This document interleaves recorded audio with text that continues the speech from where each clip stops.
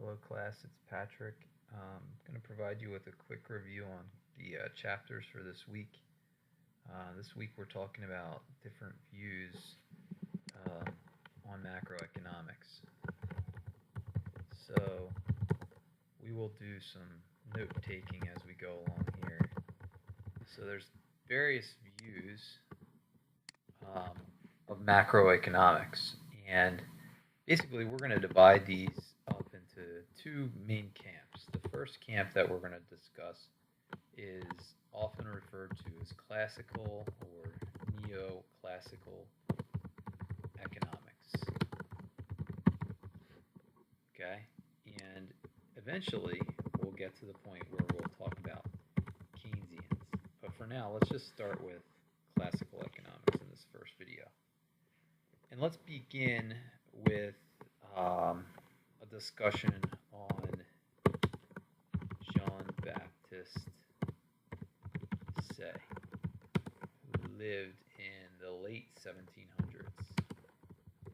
So, who was Jean Baptiste Say? He was basically an economist who existed, and basically he came up with this chicken or the egg type problem. What causes long term economic problems? And the question was, is it low consumer demand or is it low production? So Jean Baptiste Day and the economists at the time were really batting this issue around. Which is it? Long-term or low consumer demand or low production? Jean Baptiste Say goes on to say that supply creates its own demand. And the thought process here is maybe you could think of something like the iPhone. Before the iPhone came into existence, was it really demanded? Probably not. So his point of view here is that if you create this, in this case, this new technology, an iPhone, that will create the demand for the iPhone. It goes on to say basically that production creates demand sufficient to purchase all goods and services produced. This has fairly large implications. So, Say's law says there cannot be overproduction of goods, nor can there be an underproduction.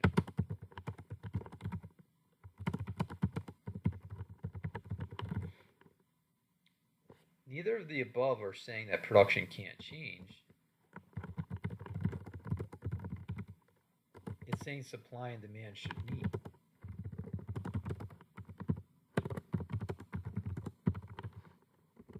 So he's saying prosperity can only be increased by stimulating production, not consumption.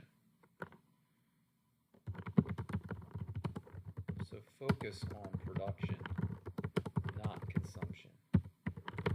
And if we really take a look at our contemporary society right now, where are we focusing more? Is it on production or is it on consumption? A lot of folks would say it's on consumption. So let's talk a little bit more about Say's law. Let's talk about Say's law in the money economy. And basically, the idea here is, the reason we have money is to buy goods and services.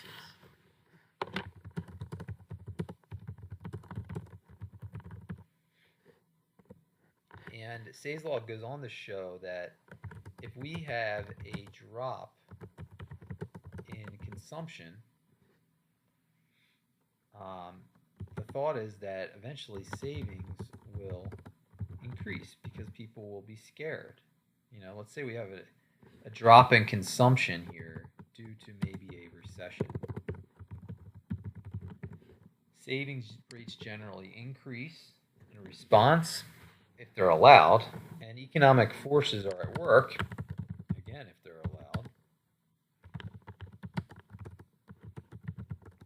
to create an equal increase in investment.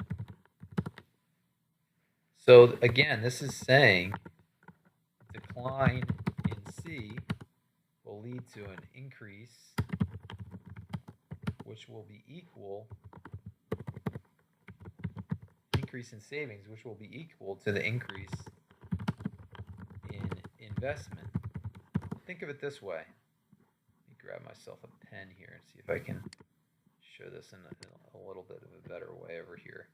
So when we're talking about this area here, think of it like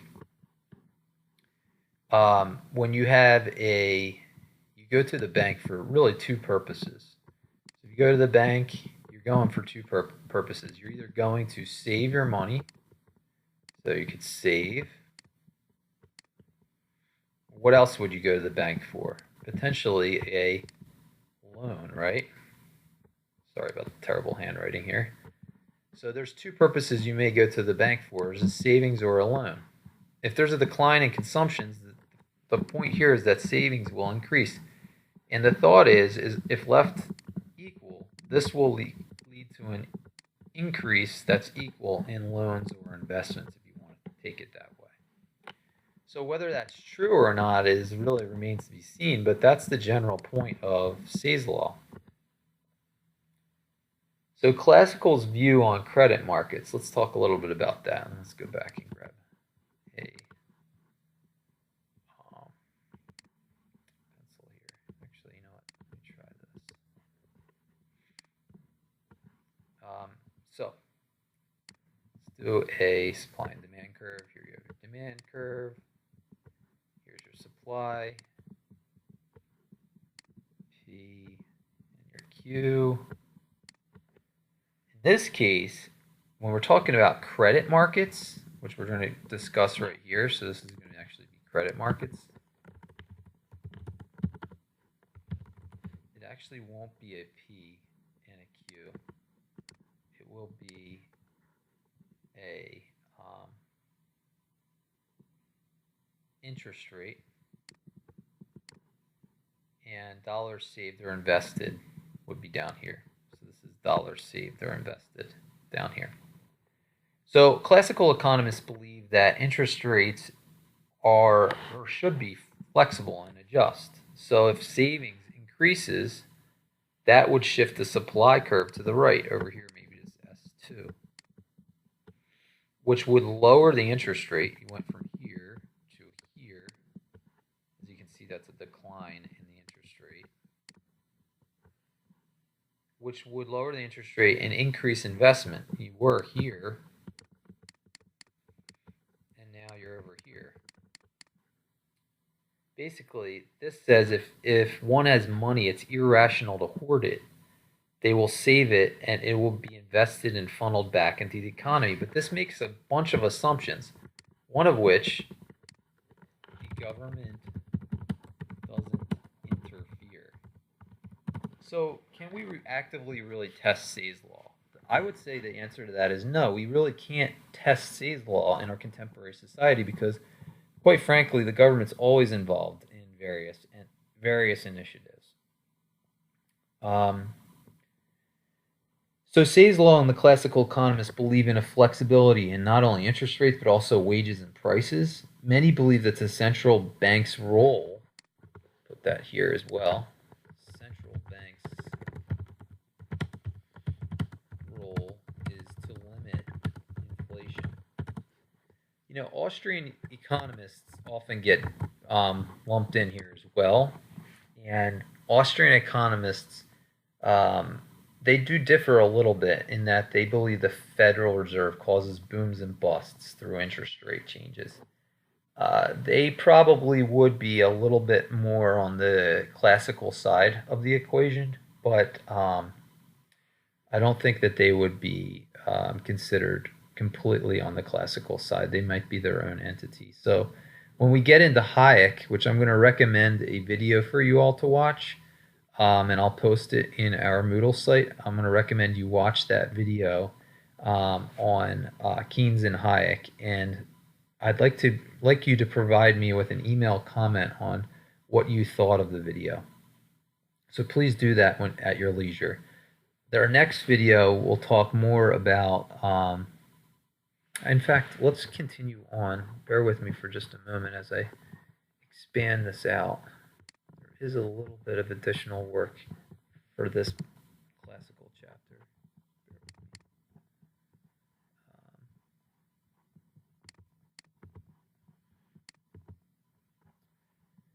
So, if we did want to look at the production possibilities frontier, which is something we've done in the past. Remember, our production possibilities frontier looks something like this. It's the F curve. Sorry. And we could have guns and maybe butter down here, which is the typical example that we've given in the past. A physical PPF illustrates the combinations of goods that the economy can produce given physical constraints. So this, what is actually being constrained in this production possibilities frontier? Finite resources. So for example, our society could produce a ton of guns, but they're held back by the resources we have, like land, labor, capital, and entrepreneurship. And again, we only have current technology. We can't go into the future. So these two things are held back. In addition, a institutional production possibilities frontier expands upon the physical production possibilities frontier by adding in one additional constraint called institutional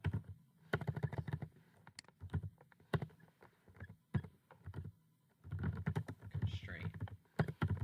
And this institutional constraint is something like red tape or government bureaucracy, adding an additional constraint to things getting done. So if you want to actually invest more in military goods or invest more in welfare type programs, the government involvement in it, that's an institution behind it, and the fact that it's so large can actually get in the way of what you're trying to achieve. So at the end of the day, we talked a lot about neoclassical economics and Say's law, and now we've talked a little about production possibilities frontier. What is all of this saying? Basically, what this is saying is that the economy and the market itself, it will self-regulate if you give it an opportunity to do that. It will adjust. Markets will adjust if you give them an opportunity to adjust. So I'm going to leave you with one example to show you that. That's not the production possibilities frontier. We'll move on to a different type of example. So grab a, let's do we all remember the recessionary gap. Let me show you a recessionary gap. So here we have your demand, your aggregate demand actually. Short run aggregate supply curve, short run aggregate supply curve, and we are in a recessionary gap. This is your long run aggregate supply curve, and you can see you're in a recessionary gap here. So let's mark natural real GDP at 10 trillion, and we're right now at 9 trillion. Point out that here at 9 trillion, actually, unemployment is higher because if we did get to 10 trillion, our unemployment rate would be lower. We'd be producing more. We would need more folks involved. So what do the classical economists say in this situation? What should we do? During the recession, most people thought that the government should enact some sort of policy. Well, neoclassicals, or Austrians in particular, are going to say don't do anything. And their thought is that this curve right here, the short-run aggregate supply curve, will eventually adjust if you give it time down to this point, SRAS 2. But you need to give it time to do that. If you do not give it time to do that, and you try to enact some sort of demand increase by giving out tax rebates or government spending, you're going to end up here in an inflationary gap, as you can see. Because eventually this short run aggregate supply curve will fall. So here's the key point. It will fall, and even Keynesians agree on this, in the long run. So there's no doubt that eventually that short run aggregate supply curve will shift. What will make that short run aggregate supply curve shift? Well, quite frankly, what will make that short run aggregate supply curve shift downwards, or it's actually increase, is that wages will fall. So if we're in a recession, businesses will cut back, and eventually they could cut back on their employment and actually cut wages. And eventually that'll happen. But we all know that doesn't happen right away due to a variety of different reasons. So, but it would eventually happen. And the question is, how long does it happen? So the neoclassicals say that, just wait out the recession and eventually the recession will heal itself. The Keynesians say we need to do something about it and typically look into this as the policies that you could enact. Some sort of measure to increase aggregate demand. The Keynesians say we can't wait for the long run to occur and this to happen. We need to do something now. And Keynes was famous for saying, in the long run, we're all dead. Meaning we have to enact some sort of policy right now. So let's move on. I'm going to stop this video and we'll have a second video.